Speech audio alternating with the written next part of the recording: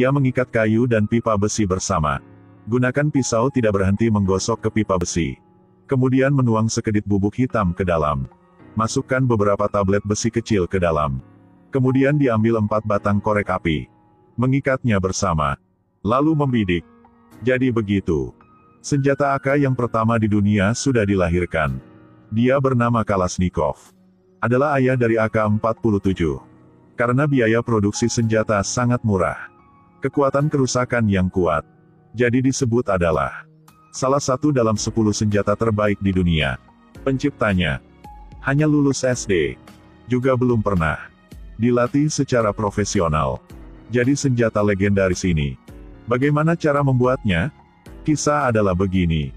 Kalashnikov awalnya adalah seorang operator tank. Dalam satu pertarungan, bahunya terluka. Di jalan ke rumah sakit, mobil tenggelam ke lumpur. Beberapa tentara yang terluka berjuang selama setengah hari. Tapi mereka tidak bisa mendorongnya keluar. Jadi kapten memutuskan kembali kampung dan meminjam seekor kuda. Ingin gunakan kuda untuk menarik mobil. Karena di sini adalah kawasan perang. Kapten takut nanti akan ketemu dengan musuhnya. Jadi menyuruh Kalashnikov pergi bersamanya. Beruntung telah memanggilnya bersama. Mereka benar-benar bertemu dengan musuh di depan pintu. Untunglah, kapten sudah bersiap yang dulu. Kalahkan 2 musuh tepat di depan matanya. Tapi pada saat ini, muncul orang ketiga. Kapten sangat percaya diri. Merasakan dirinya akan kalahkan orang itu. Kapten hendak menarik pelatuknya. Senapannya macet. Hasilnya tentu saja adalah dia ditembak oleh musuhnya. Kalashnikov mengambil waktu lawannya. Sedang gantikan peluru. Tarik pelatuknya segera. Orang di rumah itu ditembak mati. Kapten juga sangat beruntung. Tidak terkena di tempat bahaya. Dia masih hidup. Di perjalanan mereka kembali tentara. Kalashnikov sudah memeriksa senapan itu. Dia sudah membantu kaptennya. Analisis alasan. Amunisi ini sangat bermasalah. Air mengalir ke dalam. Sekarang dingin seperti ini, air sudah membeku. Peluru akan termacet. Tapi setelah mendengar, kapten juga tidak ada cara. Dia juga tahu senapan ini ada masalah dengan desain. Tapi sekarang militer selalu menggunakan senapan ini. Jadi harus bikin bagaimana? Di bawah bantuan dari orang sekampung. Kalashnikov dengan cepat pergi ke rumah sakit. Dokter mengatakan dengan lukanya, tidak usah tinggal di rumah sakit. Tidak apa-apa untuk kembali beristirahat. Jadi dia naik kereta. Bersiap untuk kembali rumah. Di kereta, dia sudah mengobrol dengan seorang pria di berlawanan. Ternyata identitas asli Kalashnikov adalah seorang penemu. Selalu ingin menelitian jenis senjata ini. Tapi unit aslinya sudah mengusirnya. Tidak ada cara. Dia harus masuk militer dan ke perang. Saat dia mengatakan itu, dia membalik desainnya. Untuk seorang pria itu melihat. Dia melihat selesai dan merasakan. Dia adalah bakat yang nyata. Menasihatinya untuk bertahan dalam mimpinya. Dengan dukungan darinya. Kalashnikov belum kembali rumah lagi. Lompat dari kereta di tengah jalan. Lari ke unit tempat dia awalnya bekerja. Stasiun mekanik yang mengkhususkan diri dalam perbaikan kereta api. Saat dia kembali unit yang lama, dia sudah bertemu dengan kepala stasiun. Berkata bahwa dirinya pernah memperbaiki tungku sebelumnya. Sekarang kembali untuk bekerja. Kepala stasiun melihat bahunya. Mengkritik bahwa itu tidak akan berhasil. Menyuruh Kalashnikov kembali dengan cepat untuk beristirahat. Berdiri di sini akan mempengaruhi orang lain yang bekerja. Kalashnikov tidak mau. Jadi sudah pergi ke kantor. Kepala stasiun menerangkan bahwa dirinya baru kembali dari garis depan. Menyadari bahwa peralatan musuh sangat kuat. Tapi negara kita sangat normal. Tidak bisa dikalahi mereka. Tapi tidak apa-apa saja. Dia adalah seorang penemu. Bisa mendesain peralatan lebih kuat daripada mereka. Tapi harus meminjam pabrik mekanik milik stasiun. Setelah mendengar penjelasan ini, dia sangat bersemangat. Bangun dan kirim ke Kalashnikov 3 kata. Keluar. Kalashnikov diusur keluar jadi sangat sedih. Duduk di kursi sedih sendirian. Ketika dia akan melepaskan mimpinya. Naik kereta untuk kembali rumah. Beberapa petugas kereta sudah mengobrol dengannya. Mereka bilang di stasiun, orang penting akan segera datang. Terdengar itu adalah Letnan Kolonel. Setelah Kalashnikov dengar, Dia dengan buru-buru berlari ke kompartemen kereta. Tunggu sampai Letnan Kolonel turun dari kereta. Sudah bergegas ke depan wajah Letnan. Untuk bercerita tentang ide untuk membuat senjata dirinya. Tapi Letnan juga tidak peduli dengan kata-katanya. Hanya merasakan Kalashnikov agak mengganggu. Untuk mengusirnya, Letnan menulis surat untuk kepala stasiun. Hasilnya berkat itu, Kalashnikov sudah dapat sebuah lab di stasiun. Sejak itu, Kalashnikov sudah dimulai ke dalam keadaan seorang penemu. Berdasarkan pengalaman menggambar desain sebelumnya, dia sudah menyelesaikan desain senjata dengan secara cepat. Tapi ketika dia mulai membuat, dia menyadari bahwa hal ini lebih sulit dari yang dia pikirkan. Hanya mengandalkan militer yang terluka seperti dia, yang tidak dapat diselesaikan. Jadi dia pergi ke kepala stasiun untuk memohon, meminta untuk mengatur. Beberapa pekerja profesional datang untuk membantunya. Tapi kepala stasiun terganggu. Jadi dia tidak hanya ditolak, akan tetapi memarahi banyak. Kalashnikov tidak ada cara. Dia hanya harus kembali dan berjuang sendiri. Hari itu, Kalashnikov fokus kerja. Sekelompok orang pergi ke tempatnya. Orang ini pergi bekerja dan tidak melakukan apa-apa. Pemimpin tidak ada cara apapun untuk tangani dia. Lebih dari itu, semua orang harus mematuhi kata-kata darinya. Dia bilang dirinya ingin menciptakan senjata. Orang-orang dari seluruh perusahaan harus mendukungnya. Sedangkan dia hanya adalah orang pernah belajar SD. Juga belum pernah kuliah tentang ilmu pembuatan senjata. Tapi nanti dia sudah menciptakan sebuah senjata. Benar-benar mengejutkan dunia. Karena Kalashnikov bukan seorang profesional. Jadi gambar yang dia gambar agak samar. Pekerja hanya bisa ikuti draft samar ini. Tapi belum lama, mereka benar-benar menciptakan sebuah senjata. Namun terlihatnya sedikit aneh. Tapi setidaknya bisa digunakan. Sedangkan bagaimana kekuatannya? Cobalah nanti kita akan tahu. Jadi begini. Kalashnikov bersiap untuk membawa pekerja keluar untuk mencoba senjata. Dia membidik ke laras besi. Tembak satu tembakan. Lalu tembak terus-menerus. Kalashnikov tahu dirinya sudah berhasil. Sekarang sudah punya senjata.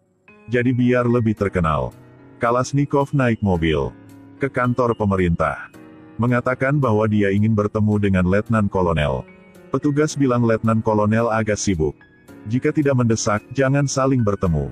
Jadi dia mengeluarkan senjata. Orang itu tercengang di tempat. Ini teroris kan? Petugas tidak bilang apapun. Langsung penyitaan senjata. Dan terkunci dia.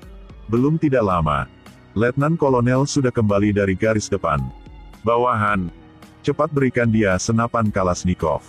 Dia langsung mengenalinya. Senjata ini sangat khusus. Bukan produksi dari pabrik. Seperti membuatnya dari tangan. Dia sangat menikmati. Jadi dia pergi ke lapangan tembak. Gunakan senjata untuk mengeluarkan peluru pada sasaran. Apa? Senjata ini sangat bagus. Letnan Kolonel kembali kantor. Dan menyambut Kalashnikov. Keluar dari sel penjara. Sekaligus bilang dengannya bahwa senjata yang kamu dibawa ke tangan kolonel. Jika dia merasakan senjata kamu bagus, nanti akan produksi dengan jumlah besar. Kemudian dia bersama Kalashnikov ke lapangan tembak. Kolonel mencoba senjata Kalashnikov. Merasa sangat baik. Jadi dia dipanggil ke sudut. Kolonel menyadari dia masih memakai seragam militer lama. Jadi memberikannya sebuah seragam yang baru. Bahkan dia dengan sendiri menulis surat rekomendasi. Biarkan dia kuliah di institut profesional. Belajarlah lagi. Kemudian mengoptimalkan senjata itu. Kalashnikov baru sampai institut. Namun sekarang dia memiliki ruang desain pribadi. Dan banyak peralatan profesional. Tapi dia tetap amatir. Jadi kurang paham tentang peralatan ini. Bahkan manuskrip desain paling sederhana. Dia juga kurang tahu cara menggambar. Pemimpin menganggapnya agak sulit. Jadi menemukan seorang asisten datang. Keduanya baru saja bertemu dan saling jatuh cinta. Bekerja sama dengan bagus dalam pekerjaan. Sangat mengerti satu sama lain. Di bawah bantuan dari asistennya. Pekerjaan Kalashnikov menganggap mungkin untuk melanjutkan. Tapi hal yang kasihan adalah ada banyak orang bagus di institut. Kalashnikov dibanding dengan orang-orang yang berasal dari institut profesional, jauh di belakang. Jadi ketika dia memberikan senjata untuk mengikuti tes, dia gagal. Setelah gagal, dia tidak punya alasan untuk tinggalkan lagi di institut. Dia bersiap untuk pulang kampung. Pada saat ini, pemimpin sudah menemukannya lagi. Itu begini. Lawannya merasanya adalah seorang jenius. Jadi ingin memberikannya sebuah kesempatan lagi. Sejak itu, Kalashnikov sudah tidur terlambat dan bangun dari awal untuk memperbaiki cetak biru. Tapi cinta dan pekerjaan keduanya berjalan dengan sangat baik. Juga tersedia untuk saat ini asisten. Sangat cepat. Kontes kedua telah dimulai. Hari pencapaian, Kalashnikov sangat gugup. Takut dirinya akan gagal sekali lagi. Tidak ada keajaiban kali ini juga. Pemimpin bilang semua senjata dalam kompetisi, semuanya tidak memenuhi standar. Tidak ada senjata yang memenuhi standar pertempuran. Kedua kali tidak dipilih. Dia jatuh pada curiga. Merasa dirinya mungkin benar-benar tidak adalah seorang cocok dengan penelitian. Jadi Kalashnikov dengan aktif mencari perawatan medis. Meminta untuk kembali medan perang. Setelah pemeriksaan medis militer, bahunya yang terluka masih belum sembuh. Jadi permintaan untuk kembali ke tentara ditolak. Kali ini dia benar-benar putus asa. Terus-menerus dalam masalah. Bahkan tidak beberapa hari, ada berita yang baru dari garis depan. Perang sudah selesai. Negara mereka sudah menang dalam perang. Ini tentu saja adalah berita yang bagus. Tapi Kalashnikov merasa tidak nyaman. Karena jika perang berakhir, artinya penemuannya tidak akan masuk akal lagi. Tanpa pertempuran, mengapa menciptakan senjata? Kalashnikov tidak menyerah. Dengan aktif pergi ke tempat pemimpin. Baru saja memasuki kantor dan meletakkan senjata di atas meja. Kemudian pertanyaan. Bilang dia sudah berusaha selama ini. Apakah itu sia-sia? Pemimpin melihat Kalashnikov. Kemudian diam. Dengan diam-diam memberikannya sebuah surat. Melihat isi dalam surat, Kalashnikov tercengang. Surat ini ditulis oleh Panglima tertinggi. Pada surat yang meminta Departemen Penelitian harus tetap bekerja dengan cepat menyediakan sekumpulan senjata paling canggih. Ini artinya adalah senjata yang Kalashnikov ciptakan. Sekarang di atas ada pesanan. Kalashnikov tidak usah kembali rumah lagi. Dia tidak hanya tinggalkan, akan tetapi membuat Departemen Penelitian. Bagian ini menarik banyak bakat. Contohnya seperti pemenang penghargaan desain senjata sebelumnya. Setelah melihat cetak biru Kalashnikov, dia lebih banyak berkomentar. Contohnya seperti tempat ini. Terlalu rumit. Terlihat bagus tapi tidak bisa menggunakannya. Bagian-bagiannya harus dilepas. Setelah diinstruksikan oleh seorang profesional, senjata milik Kalashnikov dioptimalkan banyak detail. Akhirnya, setumpu senjata yang pertama akan dilahirkan. Kalashnikov sangat bahagia. Dia memegang senjata ke lapangan tempat untuk mencoba segera. Tetapi orang yang bertanggung jawab mengatakan kepadanya bahwa sekarang jarak tembak telah ditempati oleh orang lain. Jika dia ingin mencoba senjata harus menunggu sampai besok lusa. Sekarang Kalashnikov tidak bisa menunggu detik apapun lagi. Jadi dia keluar pintu dan belok kiri. Temukan tong besi. Menggambar tujuan sederhana. Di atasnya, dia ingin menguji senjata di barak. Kalashnikov gunakan senapan menembak terus-menerus pada tong besi. Hasil tes kali ini sangat bagus. Peluru telah menembus tong besi segera. Tapi tidak lama. Suara tembakan menarik banyak tentara. Menembak di sekitar barak merupakan pelanggaran terhadap peraturan. Kalashnikov ditangkap. Meskipun dia ditangkap, tersenyum lebih cerah dari siapapun. Akhirnya dia juga berhasil. Jenderal telah mendengar tentang ini. Kalashnikov dipanggil ke ruangannya. Dia sangat ingin tahu bahwa jenis senapan apa yang dia coba. Tapi suatu hari tidak bisa menunggu. Jadi dia menyuruh Kalashnikov membawa senapan itu ke sini. Kalashnikov menunjukkannya secara singkat. Jenderal mengambil komponen. Gunakan beberapa dekit terpasang. Dia belum melihat. Senapan sangat mudah dipasang. Saat itu dia sangat kaget. Perhatikan baik-baik senapannya. Benar-benar ditaklukkan. Dengan desain ini, awalnya jenderal itu sendiri juga merancang sebuah senjata. Dia juga ingin membawanya ke kontes.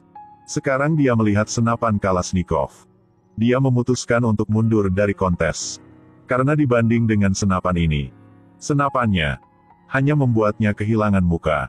Saat penegasan Jenderal, Kalashnikov membawa senapa untuk mengikuti kontes sekali lagi. Dalam kompetisi ini, semuanya adalah master. Semua penemu.